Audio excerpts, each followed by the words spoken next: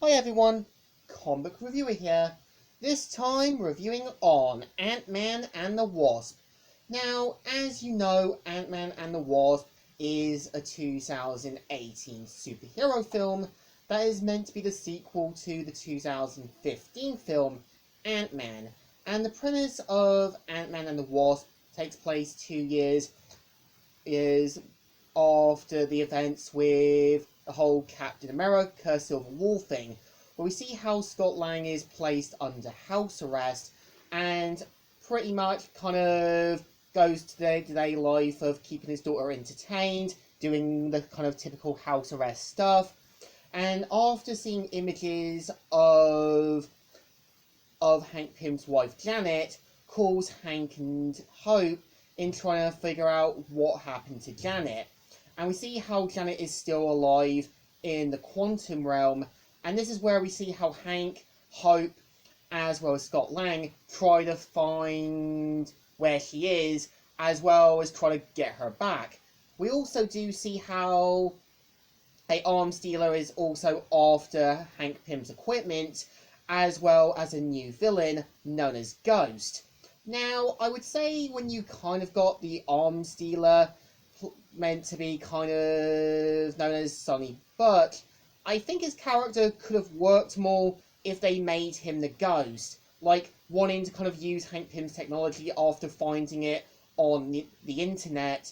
And I think the problem with Ghost being the daughter of Egghead doesn't really fit her character. Like, she doesn't really feel relatable, she doesn't really feel believable. And I think when you do have Bill Foster working with her, I don't really think he hates Hank. I think he's just kind of annoyed with his arrogant behaviour.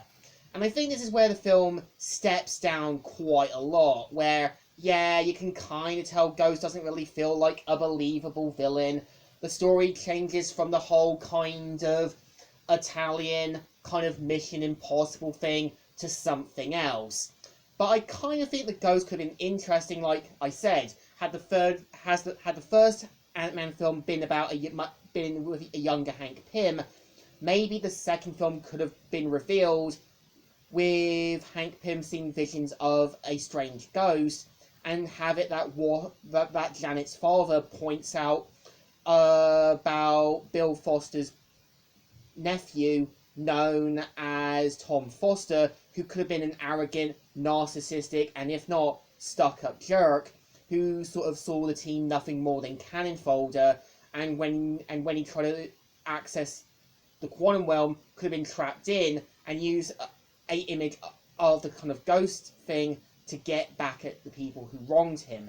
And you could have even have had it that a younger Bill Foster mentioning to Hank that he always believed that Tom was destined for greatness and didn't want to see him go any lower. I think it's interesting how, yeah, they do try to go bigger with the whole Giant Man thing, and yeah, I think there was some interesting ideas, but the story just feels a little fall flat. Like, yeah, it's got the typical tropes we've seen from the last Ant-Man film, and I think much like with Iron Man, Captain America, and Thor that always changed their story when they knew when to, Ant-Man and the Wasp tries this, but doesn't. But yeah, it does have Hope as the Wasp, which is an interesting idea. And yeah, it's interesting to see Scott Lang's former co-workers starting their own business.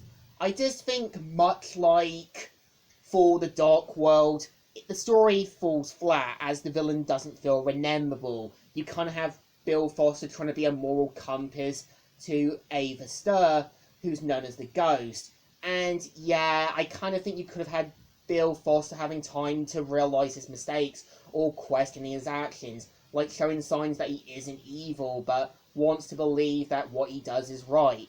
But I think Ant-Man and the Wasp is a little wasted potential, but it still knew what it was trying to do. So I think this film definitely deserves a thumbs in the middle. It's alright, not great, but definitely not gonna hit the mark when it's supposed to. So, Comic Reviewer here, signing out.